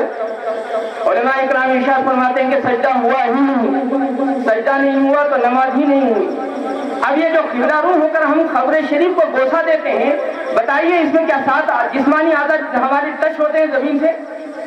اگر ہمارے پیر ٹچ ہو رہے ہیں تو گھٹنے ٹچ نہیں ہوتے، گھٹنے ٹچ ہو رہے ہیں تو ہاتھ ٹچ نہیں ہوتا، اگر ہاتھ بھی ٹچ ہو جائے تو ہمارا چہرہ ٹچ نہیں ہوتا۔ کیوں نہیں ہوتا؟ علماء کرام ارشاد فرماتے ہیں کہ قبر اس حصے کو کہتے ہیں جو ہم زمین میں کھودتے ہیں، جہاں پر ہم ناش رکھتے ہیں، اور اس کے اوپر جو چیز بنائی جاتی ہے اس کو قبر نہیں بلکہ تعویذ کہتے ہیں۔ ہم جو بوسہ دیتے ہیں تعویذ کو دیتے ہیں، زمین کو بوسہ نہیں دیتے۔ اگر زمین پر ہم جھک جائیں، 7 اعضاء جھک جائیں تو اس وقت سجدہ ہوگا، ہم تو زمین پر جھکتے ہی نہیں، ہم تو تعویذ کو بوسہ دیتے ہیں۔ تو معلوم یہ ہوتا ہے کہ یہ جو الزام لگا دیا جاتا ہے یہ بے علمی کی وجہ سے الزام لگا دیا جاتا ہے، اور ہم سادہ لوگ ہیں، ہمارے پاس بھی کچھ ایسا زیادہ علم نہیں ہوتا، ہم فوری مان جاتے ہیں، اور یہ تو بڑا شرک کی بات ہے، اس کو چھوڑ دینا چاہیے۔ تو یہ سجدہ صرف خالق کائنات کو روا ہے، ہم کسی اور کو سجدہ نہیں کرتے۔ لیکن جہاں تک تعظیم کی بات ہے، اللہ رب العزت نے تعظیم سکھائی ہے، اللہ رب العزت نے بتایا ہے مکانات کو کہ اس مکان پر جاؤ تو تمہاری توبہ کو قبول کیا جائے گا۔ پوچھا جاتا ہے تو وہاں جانے سے کیا ہوتا ہے؟ دینے والا تو اللہ پاک ہے، اللہ رب تبارک و تعالیٰ یقیناً قادر مطلق ہے، اس میں کسی کو دو رائے نہیں ہے، لیکن اللہ رب تبارک و تعالیٰ کی سنت ہے کہ اللہ رب تبارک و تعالیٰ وسیلے کے ذریعے نعمتیں عطا فرماتا ہے۔ اب پانی کی نعمت لیجئے کہ اللہ رب تبارک و تعالیٰ راست طور پر گھر میں ہمارے پانی بھیجتا ہے؟ نہیں، آسمان کے ذریعے پانی دیتا ہے۔ کیا یہ جو غذا ہم کو ملتی ہے اجناس، کیا وہ ہم کو راست طور پر ملتی ہے؟ نہیں، زمین کے ذریعے ملتی ہے۔ انسان کا جو وجود ہے وہ دنیا میں آیا ہے تو خالق کائنات نے والدین کے ذریعے سے ہمارے وجود کو بخشا ہے۔ تو اللہ رب تبارک و تعالیٰ نعمتوں سے سرفراز کرتا ہے، لیکن اپنے مقرب بندوں کے ذریعے۔ چنانچہ میں نے جس آیت کریمہ کی تلاوت کا شرف حاصل کیا اس میں اللہ رب العزت ارشاد فرماتا ہے، اے میرے نبی، اگر کوئی نافرمانی کرتے ہوئے اپنے آپ پر ظلم کرے تو آپ ان کو کہہ دیں کہ وہ آپ کی بارگاہ میں آ کر توبہ و استغفار کریں۔ کیوں؟ یہاں پر وہ خالق کائنات موجود نہیں ہے۔ ہمارا تو ایمان عقیدہ ہے کہ اللہ رب تبارک و تعالیٰ کا جلوہ ہر جگہ ہے۔ وہ کون سی جگہ ہے جہاں پر خالق کائنات کا جلوہ نہ ہو؟ وہ تو لامحدود ذات ہے، لیکن رب کائنات نے ارشاد فرمایا ہر جگہ میں ہوں، لیکن تمہیں اپنے گناہ بخشوانے ہیں تو میرے حبیب کی بارگاہ میں آؤ، وہاں پر آ کر توبہ و استغفار کرو۔ اتنا ہی نہیں، خالق کائنات نے یہ بھی کہہ دیا، اے میرے حبیب آپ بھی ان کی سفارش کر دیں تب میں ان کی توبہ کو قبول کروں گا۔ تو خالق کائنات نبی کی سفارش سے پہلے کیا قدرت نہیں رکھتا کہ بندے کے گناہوں کو بخش دے؟ وہ تو قادر مطلق ہے، لیکن اللہ رب تبارک و تعالیٰ سلیقہ بتا رہا ہے، میں تو قدرت والا ہوں، میں جسے چاہے بخش دوں۔ اگر بندہ توبہ نہ بھی کرے تو میں اسے بخش دوں، لیکن میری سنت یہ ہے کہ میں بخشتا اسی کو ہوں جو میرے حبیب کی بارگاہ میں آتا ہے۔ اور خالق کائنات کے حبیب نے ارشاد فرمایا، العلماء امتی کا انبیاء بنی اسرائیل، کہ میرے امت کے علماء بنی اسرائیل کے انبیاء کے مانند ہیں، اور علماء میں سب میں اعلیٰ مرتبہ اگر کسی کا ہے تو وہ اولیاء اکرام کا ہے۔ تو خالق کائنات نے جب ہمیں حکم فرمایا کہ نبی پاک علیہ السلام کی بارگاہ میں جائیں تو نائب رسول ہونے کی وجہ سے ہم اولیاء اکرام کے آستانے پر آتے ہیں، کیونکہ اللہ رب تبارک و تعالیٰ نے ہمیں حکم فرمایا ہے کہ وہاں پر جائیں، وہاں پر جا کر ہم توبہ و استغفار کریں اور وہ بھی سفارش کر دیں نبی کریم صلی اللہ علیہ وسلم۔ اور اس میں بھی ایک خوبی ہے، اس آیت پاک میں اللہ رب العزت نے اپنے حبیب کو حکم نہیں فرمایا اے میرے حبیب جو آ جائیں آپ ان کے لیے سفارش کر دیں، حکم نہیں فرمایا، بلکہ نبی پاک علیہ السلام کی ذات پر منحصر رکھا کہ اے میرے حبیب آپ جسے چاہیں نوازیں۔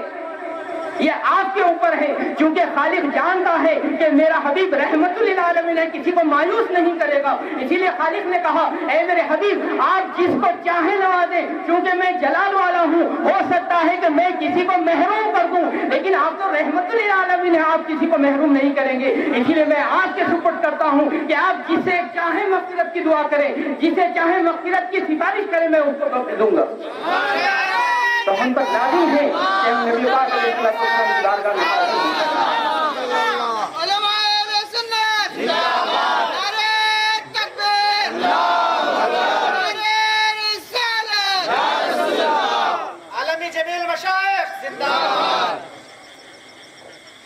توحید کا نعرہ دے کر، شرک سے ڈرا کر ہم کو ان آستانوں سے دور کرنے کی کوشش کی جاتی ہے جہاں سے ہماری مغفرت کا سامان ہونا ہے۔ اور یہ آج کا نعرہ نہیں ہے، یہ تو بہت قدیم نعرہ ہے۔ جب حضرت سیدنا آدم علیہ السلام کو سجدہ کرنے کا حکم دیا گیا تھا تو اسی وقت شیطان نے کہا تھا لَأُغْوِيَنَّهُمْ أَجْمَعِينَ، میں ان تمام کو بہکاؤں گا، جہاں پر بھی ان کی مغفرت کا سامان ہوگا، جہاں پر ان کو نیکی ملے گی ان کو نیکی کرنے نہیں دوں گا۔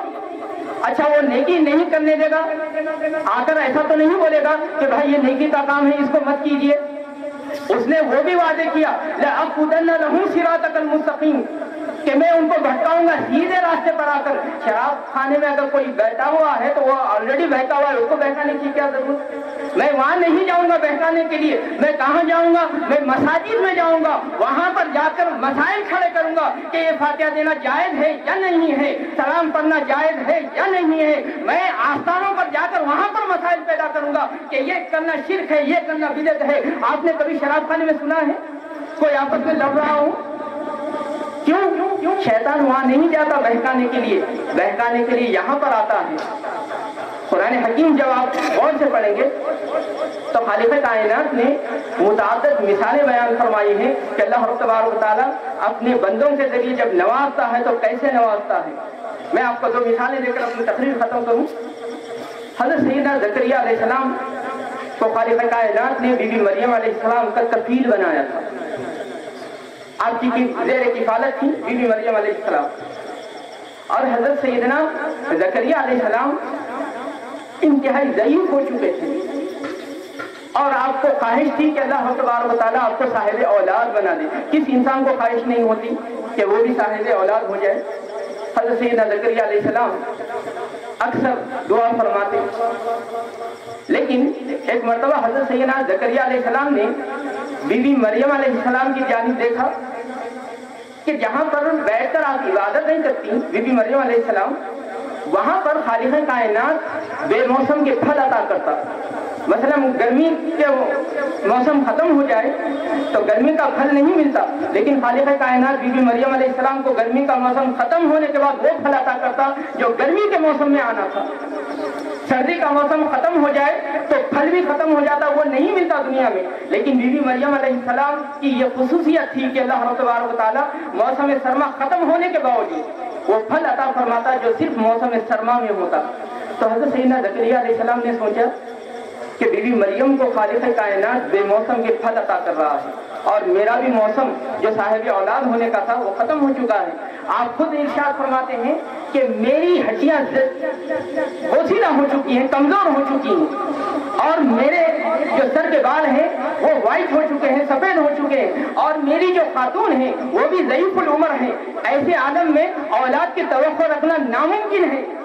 لیکن بی بی مریم علیہ السلام کی طرف آپ نے دیکھا کہ بے موسم کا پھل مل رہا ہے تو آپ کے دل میں خواہش ہوئی کہ کیوں نہ میں بھی دعا کروں خالق کائنات سے تاکہ اللہ رب تبارک و تعالیٰ بے موسم کا پھل یعنی اولاد سے مجھ کو سرفراز کر دے. اب یہ دعا حضرت سیدنا زکریا علیہ السلام کہیں بھی کر سکتے, وہ تو نبی ہیں, کہیں بھی دعا کر دیں. لیکن قرآن نے نقل کیا, قرآن ارشاد فرماتا ہے کہ زکریا علیہ السلام نے کہیں جا کر دعا نہیں کی. کہاں دعا کی؟ ہنالک دعا زکریا ربہ. قرآن حکیم نے اشارہ فرمایا ہنالک دعا زکریا ربہ, اس مقام پر زکریا علیہ السلام نے دعا فرمائی جہاں بی بی مریم عبادت کرتی تھی. تو جیسے ہی عبادت کے مقام پر زکریا علیہ السلام نے دعا کی, فرشتے فوری نازل ہوئے, کہا اے زکریا خالق کائنات نے اس جگہ کے صدقے میں آپ کی دعا کو قبول فرما لیا اور آپ کو بیٹے سے سرفراز کر دیا, اور ایسا بیٹا سرفراز کیا جس کا نام خالق کائنات نے یحییٰ رکھا ہے, اور خالق کائنات نے ان کو نبوت سے سرفراز فرمائے گا. تو قرآن بتاتا ہے کہ اللہ والے نہیں بلکہ اللہ والے جس مقام پر بیٹھ جائیں اس میں بھی خالق کائنات برکتیں پیدا فرما دیتا ہے. یہ مقام ہے اولیاء اکرام کا. تو حضرت سیدنا زکریا علیہ السلام کی سنت بھی یہ بتاتی ہے کہ اس مقام پر جا کر دعا کریں جہاں پر اولیاء اللہ بیٹھ جاتے ہیں, کیونکہ اللہ رب تبارک و تعالیٰ کی رحمتوں کا نزول ہوتا ہے. اور ایک واقعہ قرآن حکیم نے نقل فرمایا حضرت سیدنا یوسف علیہ السلام کا. آپ جانتے ہیں کہ طویل واقعہ ہے کہ حضرت سیدنا یعقوب علیہ السلام اپنے لخت جگر حضرت سیدنا یوسف علیہ السلام سے بے انتہا محبت کرتے ہیں, لیکن یہ بات دیگر بھائیوں کو ناگوار گزرتی. جیسا کہ ہماری بھی فطرت ہے کہ اگر ہمارے والدین ہمارے تمام بھائیوں کو چھوڑ کر کسی ایک بھائی کو چاہنے لگے تو تمام بھائیوں کے دل میں کچھ نہ کچھ ہوگا کہ والد صاحب سب کو چھوڑ کر انہیں کو کیوں چاہ رہے ہیں. تو ان تمام بھائیوں نے ایک مرتبہ سازش کی کہ کیوں نہ حضرت سیدنا یوسف علیہ السلام کو یعقوب علیہ السلام کی نظر سے دور کر دیا جائے تاکہ ان کی محبتوں کا مرکز ہم ہو جائے. حضرت سیدنا یوسف علیہ السلام کو گولی میں ڈال دیا گیا. آ کر اطلاع دے دی گئی کہ کسی بھیڑیے نے کھا لیا. وہاں سے راہگیر چلتا اس نے دیکھا کہ کنویں میں ایک بچہ ہے, تو اس نے اس بچے کو لے لیا اور مصر میں جا کر بیچ دیا. پھر مصر میں وہ واقعہ ہوا زلیخا کا. پھر حضرت سیدنا یوسف علیہ السلام جیل میں چلے گئے, وہاں پر کئی سال قید و بند کی زندگی گزاری, لیکن آپ کو خالق کائنات نے خواب کی تعبیر بتانے کے ہنر سے نوازا تھا. تو آپ جیل میں بھی خوابوں کی تعبیر بتایا کرتے. تو ایک مرتبہ بادشاہ نے بھی کچھ خواب دیکھا تو اس نے اعلان کیا کہ ہے کوئی جو خواب کی تعبیر بتائے. تو کسی نے کہا کہ آپ کی جیل میں ایک شخص ہے, وہ خوابوں کی تعبیر بیان کرتے ہیں. حضرت سیدنا یوسف علیہ السلام جب خواب کی تعبیر بیان کیے تو بادشاہ بہت خوش ہوا اور آپ کو اقتدار سے نواز دیا. اور حضرت سیدنا یوسف علیہ السلام جب صاحب اقتدار ہوئے تو مصر کر تمام علاقہ زرخیز ہو گیا، ہر طرف خوشحالی چھانے لگی، اور وہ علاقہ جہاں پر آپ کے بھائی رہتے تھے وہاں پر خیر سادی تھی، وہاں پر ہر طرف ناکامی تھی۔ تو وہ بھائیوں نے دیکھا کہ ایک علاقہ مصر کا وہاں پر تو بہت زرخیزی ہے، تو کیوں نہ وہاں پر جا کر کچھ امداد طلب کریں۔ اب یہ بھائی آ رہے ہیں حضرت سیدنا یوسف علیہ السلام کی طرف۔ یوسف علیہ السلام نے اپنے بھائیوں کو دیکھتے ہی پہچان لیا کہ یہ میرے بھائی ہیں۔ پوچھنے لگے کہ تمہارے والد کہاں ہیں؟ بھائیوں نے کہا دیکھ نہیں سکتے، نابینا ہو گئے۔ یوسف علیہ السلام نے کہا کس وجہ سے؟ تو بھائیوں نے کہا کہ ہمارے اور ایک بھائی تھے، ان کی جدائی میں بے انتہا اپنی آنکھوں سے آنسو روان کرتے ہیں وہ، اور آنکھ کا پانی جب نکل جاتا ہے تو آنکھ کی روشنی پر اثر ہوتا ہے، اس کی وجہ سے ان کی بینائی چلے گئی اور دیکھ نہیں سکتے۔ حضرت سیدنا یوسف علیہ السلام جو نبی ہیں، جو توحید کی دعوت دینے آئے ہیں، جو شرک میں مبتلا اشخاص کو بچانے آئے ہیں، شرک کے لعنتوں سے، نحوستوں سے، وہ ارشاد فرماتے ہیں اذهبوا بقمیصی ھذا فالقی علی وجہی یاتی بصیرا، یہ میرا قمیص ہے، یہ لے جاؤ اپنے والد کے چہرے پر، آنکھوں پر مل دینا، اس کے برکت سے اللہ رب تبارک و تعالیٰ انہیں بینائی سے سرفراز کر دے گا۔ اور حضرت سیدنا یوسف علیہ السلام نبی ہیں، اور حضرت سیدنا ابراہیم علیہ السلام کی اولاد میں ہیں، اور حضرت سیدنا ابراہیم علیہ السلام نے ایک مقام پر کہا وَإِذَا مَرِضْتُ فَهُوَ يَشْفِينِ، جب میں مرض میں مبتلا ہوتا ہوں تو اگر کوئی شفا دیتا ہے تو وہ خالق کائنات شفا دیتا ہے۔ تو کیا یہ تعلیم حضرت سیدنا یوسف علیہ السلام کو نہیں پہنچی تھی؟ تو حضرت سیدنا یوسف علیہ السلام نے خالق کائنات سے دعا نہیں فرمائی، بلکہ کہا کہ میرا قمیص ہے، یہ لے جاؤ اپنے والد کے چہرے پر رکھنا، اس کی وجہ سے بینائی واپس آ جائے گی۔ اور قرآن نے آگے بیان فرمایا کہ بھائیوں نے جب اس قمیص کو حضرت سیدنا یعقوب علیہ السلام کے چہرے سے لگایا تو خالق کائنات نے بینائی لوٹا دی۔ خالق کائنات یہ بتانا چاہ رہا ہے کہ دینے والا تو میں ہوں، لیکن نعمتیں میں دیتا ہوں اپنے محبوب بندوں کے صدقے میں، ان کے وسیلے سے نوازتا ہوں۔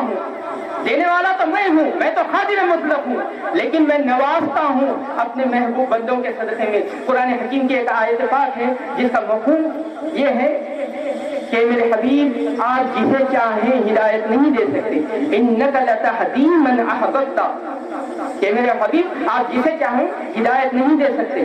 آج کل ہمارے بھائی یہ آیت شریف کا ٹکڑا پیش کرتے ہیں اور لوگوں کو بتاتے ہیں کہ دیکھو خالق کائنات نے خود بیان فرمایا کہ اللہ کے نبی بھی ہدایت جسے چاہے دے نہ سکے۔ دیکھیے بھائی، بات چیت کرنے کا بھی انداز ہوتا ہے اور اس کا لب و لہجہ بھی الگ ہوتا ہے، اس کے معنی و مفہوم خود بخود بدل جاتے ہیں۔ مثال کے طور پر جب کسی انسان پر کثرت سے مصیبتیں آتی ہیں تو ہم کیا کہتے ہیں کہ بھائی فلاں شخص پر آسمان ٹوٹ پڑا، کیا حقیقت میں آسمان ٹوٹ گیا تھا؟ یہ محاورہ ہے اس کی سنگینیت کو بتانے کے لیے کہ کتنی کثرت سے اس پر مصائب آئے ہیں کہ اس پر آسمانی ٹوٹ گیا ہے۔ تو خالق کائنات نے جو بیان فرمایا ہے اپنی قدرت کو بتانے کے لیے، کیوں؟ اس لیے کہ حبیب پاک علیہ الصلوۃ والسلام ہر لمحہ اس غم میں مبتلا ہوتے کہ مولا کاش ہر آدمی مسلمان ہو جائے۔ تو خالق کائنات نے اپنے حبیب کو تسلی دینے کے لیے، اے میرے حبیب آپ جسے چاہیں ہدایت نہیں دے سکتے تو آپ اس غم میں مبتلا کیوں ہوتے ہو؟ لیکن ہم نے وہ معنی سمجھا ہی نہیں۔ اب وہ آیت پاک کا ٹکڑا ہم لیتے ہیں، دنیا کے سامنے بتاتے ہوئے پھرتے ہیں کہ دیکھیے خالق کائنات نے خود بیان فرمایا کہ اللہ کے نبی بھی کسی چاہے ہدایت نہیں دے سکتے۔ فاروق اعظم رضی اللہ تعالیٰ عنہ کا ایمان کا جو واقعہ ہے کوئی واقف نہیں ہے۔ 39 لوگ داخل اسلام ہو چکے تھے، حضرت سیدنا فاروق اعظم کو جلال آ گیا، کہا کہ اب اور کسی کو مسلمان ہونے نہیں دوں گا۔ تلوار لیے نبی پاک علیہ الصلوۃ والسلام کی کاشان اقدس کی طرف روانہ ہوئے، کسی نے بیچ میں ہاتھ پکڑ لیا، کہا وہاں کیا جاتے ہو، پہلے اپنے گھر کی آپ خبر گیری کیجیے، آپ کے بہن اور بہنوئی بھی وہ اسی دین کو مانتے ہیں۔ فاروق اعظم فوری اپنی بہن کے گھر کی طرف گئے، بہن قرآن شریف پڑھ رہی تھی، کہا کہ وہ کلام مجھے دو۔ بہن نے کہا پہلے آپ غسل فرمائیے۔ فاروق اعظم نے غسل کیا، قرآن حکیم پڑھا، اس کے بعد دے کر پھر نبی پاک علیہ الصلوۃ والسلام کی کاشان اقدس کی طرف رواں ہو گئے۔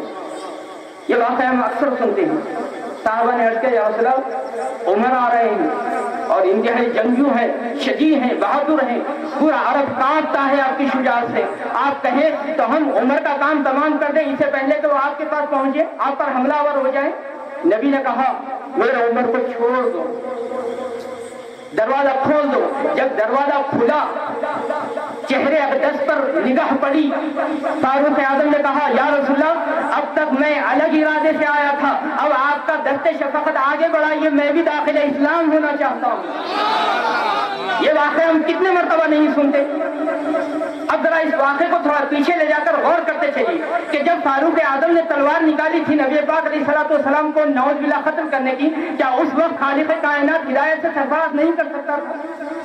جب آپ اپنے گھر پہنچے بہن کے پاس، بہنوئی کا حال دیکھا، کیا اس وقت خالق کائنات ہدایت سے سرفراز نہیں کر سکتا تھا؟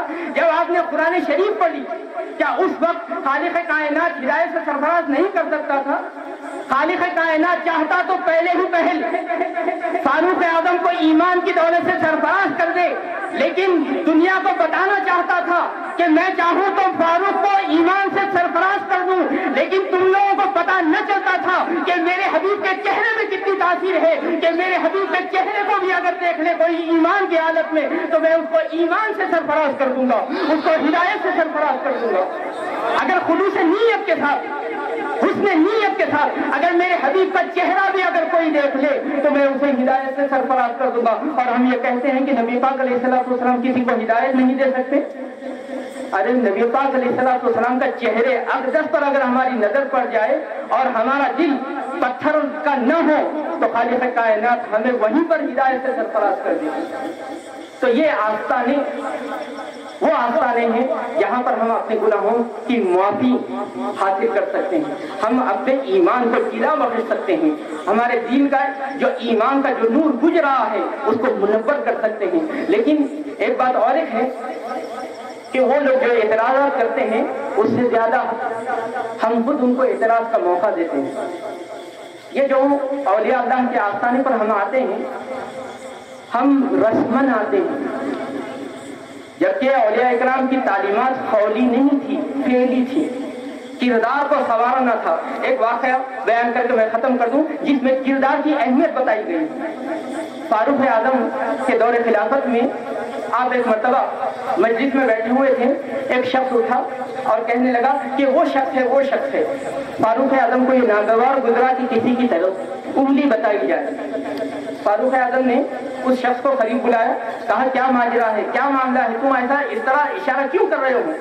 تو اس نے کہا حضور وہ شخص ہے جس نے میرے والد کا قتل کیا، لیکن قتل کرنے کے بعد نہ جانے کہاں روپوش ہو گیا، آج مجھے نظر آیا تو میں نے اس کی طرف اشارہ کیا۔ تو فاروق اعظم چونکہ خلیفہ وقت ہیں، آپ نے اس شخص کو طلب کیا، وہ قریب آیا تو آپ نے پوچھا کیا تم نے ان کے والد کا قتل کیا ہے؟ تو اس نے اعتراض کیا، کہا حضور مجھ سے غلطی ہوگی، میں نے ان کے والد کا قتل کیا۔ اب جو اسلامی جو سزا تھی وہ یہی تھی کہ مقتولین کے وارثین کو یہ حکم دیا جائے کہ آپ بھی ان کو قتل کر دیں۔ اب یہ فیصلہ ہو گیا کہ وہ شخص کو بھی قتل کر دیا جائے، لیکن وہ شخص تو مجلس میں بیٹھا ہوا تھا، اس نے کہا حضور میں تو اچانک گھر سے آیا ہوں، گھر میں کچھ کام ہیں جو نپٹانے ہیں، اگر آپ مجھے 2 مہینے کی مہلت دے دیں گے تو میں 2 مہینے کے بعد آ جاؤں گا اور آپ اپنی جو سزا ہے مجھ پر جو حد ہے جاری فرما دیں۔ فاروق اعظم نے کہا میں تم کو آزاد تو کر دوں گا لیکن ضمانت کس کی دو گے؟ اتنے میں حضرت سیدنا ابو ذر غفاری رضی اللہ تعالیٰ عنہ اس مجلس میں داخل ہوتے ہیں، کہتے ہیں اے فاروق اعظم میں اس شخص کی ضمانت لیتا ہوں۔ ضمانت کا معنی یہ ہے کہ اگر یہ شخص واپس نہ آئے تو وہ حد ابو ذر غفاری رضی اللہ تعالیٰ عنہ پر جاری ہو سکتی ہے۔ تو ابو ذر غفاری رضی اللہ تعالیٰ عنہ نے ضمانت لے لی، وہ شخص چلا گیا۔ 2 مہینے کے بعد وہ شخص واپس آیا، کہا حضور میں نے آپ سے وعدہ کیا تھا کہ واپس آؤں گا، میں واپس آ گیا۔ فاروق اعظم نے حضرت سیدنا ابو ذر غفاری رضی اللہ تعالیٰ عنہ کو طلب فرمایا، کہا کہ آپ ضمانت سے آزاد ہیں، لیکن آزادی دینے سے پہلے میں آپ سے ایک سوال کرتا ہوں، یہ آپ کے رشتہ دار ہیں تو آپ نے ان کو قتل کی سنگینیت کیوں نہیں بتائی؟ یہ بہت بدترین گناہ ہے، آپ نے کیوں ان کو تبلیغ نہیں کی کہ اسلام میں قتل کرنا کتنا سنگین جرم ہے؟ ابو ذر غفاری رضی اللہ تعالیٰ عنہ نے کہا حضور یہ میرے رشتہ دار نہیں ہیں۔ کہا کیا آپ کے دوست ہیں؟ کہا میرے دوست بھی نہیں ہیں. میں نے اس شخص کو آج سے پہلے یعنی جس وقت ضمانت میں نے لی تھی اس وقت سے پہلے کبھی دیکھا ہی نہیں تھا. تو فاروق اعظم نے کہا کہ پھر ضمانت کس بات کی آپ نے لی تھی؟ کیسے آپ نے ضمانت لے لی؟ تو آپ نے کہا کہ میں جانتا ہوں کہ مسلمان کبھی جھوٹ نہیں بول سکتا، اس کے کردار میں ہر خرابی آتی ہے جھوٹ کی وجہ سے، اور مسلمان یہ پسند نہیں کرتا کہ جھوٹ کی وجہ سے اس کی کردار میں خرابی آ جائے. تو میں جانتا ہوں کہ یہ مسلمان ہے تو یہ جھوٹ نہیں بولے گا. جب اس نے وعدہ کیا کہ 2 مہینے کے بعد آئے گا تو میں نے اس کے کردار پہ بھروسہ کر کے اس کی ضمانت لی. حضرت سیدنا ابو ذر غفاری رضی اللہ تعالیٰ عنہ سے آپ اپنا چہرہ پھیرا اور اس قاتل کی طرف متوجہ ہوئے. بھائی آپ کے پاس تو موقع غنیمت تھا کہ اجنبی شخص نے ضمانت لے لی، آپ تو بھاگ سکتے تھے، واپس کیوں آئے؟ کہنے لگے حضور میں نے وعدہ کیا تھا، اگر وعدہ خلافی کرتا تو مسلمان وعدہ خلافی کی نحوستوں میں گم ہو جاتے. تو مجھے پسند نہ آیا کہ میری وجہ سے مسلمان وعدہ خلافی کی نحوستوں میں گم ہو جائیں، اس کے اندر غرق ہو جائیں، کیونکہ یہ کردار کی بہت بڑی خرابی ہے اور میں اس کردار کی خرابی کو تبلیغ نہیں کرنا چاہ رہا تھا. اس لیے میں نے اپنی جان کو قربان کرنا پسند کیا لیکن وعدہ خلافی کرنا پسند نہیں کیا، اس لیے میں آ گیا ہوں. جب یہ گفتگو اس مقتول کے وارثین نے سنی تو کہنے لگے فاروق اعظم ہم انہیں معاف کرتے ہیں. ارے جس کی کردار میں وعدے کی اتنی اہمیت ہو اس کی غلطی کو کیا ہم معاف نہیں کریں گے؟ اگر ہم آج معاف نہیں کریں گے تو خالق کائنات میدان حشر میں ہماری غلطیوں کو معاف نہیں فرمائے گا. کیونکہ نبی پاک علیہ الصلوۃ والسلام ارشاد فرماتے ہیں تم اپنی بھائیوں کی برائیوں کو چھپاؤ، خالق کائنات تمہاری برائیوں کو اس وقت چھپائے گا جب چھپانے والا کوئی نہیں ہوگا. لیکن ہمارا کیا عالم ہے؟ ہم تو پیپروں میں دے رہے ہیں کہ فلاں صاحب فلاں چلن کے ہیں اس لیے ہم نے ان کو آف کر دیا، ہم نے ان کو طلاق دے دی، ہم نے ان سے خلا حاصل کر لیا. یہ ہم بیان کر رہے ہیں دنیا کے سامنے. ارے کون سا ایسا مسئلہ ہے جو شریعت اسلامی میں حل نہیں ہو سکتا؟ ہر چیز قرآن حکیم نے بیان فرمائی ہے، لیکن ایمان ہونا چاہیے. ایمان کا نور اگر ہمارے دلوں میں منور رہے تو یقین جانیے کہ کوئی مسئلہ مسلمانوں کے قریب آ ہی نہیں سکتا. کیونکہ ایمان کا نور جب پھیلتا ہے تو مصائب کی تاریکی خود بخود چھٹ جاتی ہے. اللہ رب تبارک و تعالیٰ سے دعا ہے کہ اللہ رب تبارک و تعالیٰ ہمیں قرآن اور صاحب قرآن صلی اللہ علیہ وسلم کی تعلیمات کی مزاج کو سمجھنے اور اس کے موافق عمل کرنے کی توفیق عطا فرمائے. وآخر دعوانا ان الحمد للہ رب العالمین.